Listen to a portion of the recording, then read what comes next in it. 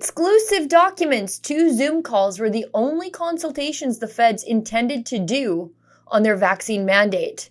In access to information documents obtained by Rebel News from Employment and Social Development Canada, employers and stakeholders were asking for alternatives and warning of essential service disruptions if the Trudeau Liberals imposed a vaccine mandate on federally regulated industries.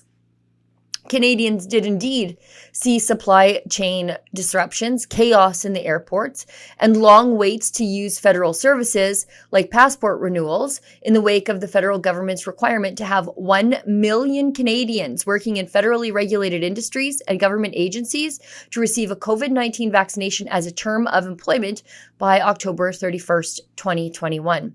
Now, Rebel News requested documents relating to consultations between the government and affected employers way back in March 2022.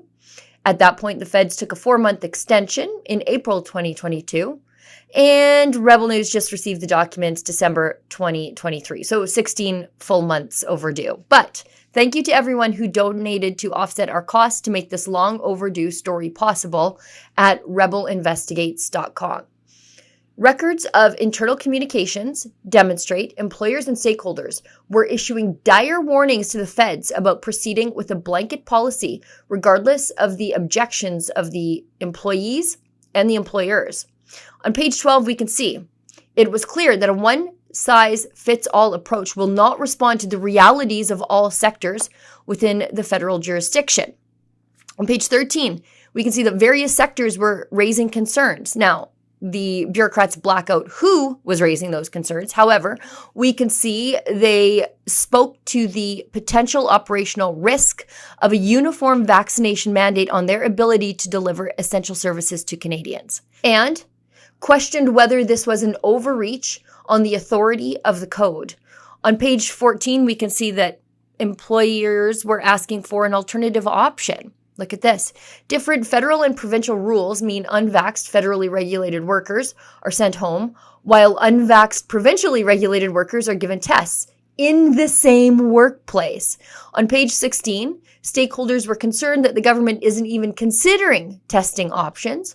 On page 18, look at this. Many employers and labor organizations called for flexibility and the need to have an alternative to vaccination to avoid supply chain impacts.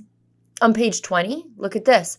Guidance on the definition of, quote, fully vaccinated will be required once the regulations are finalized.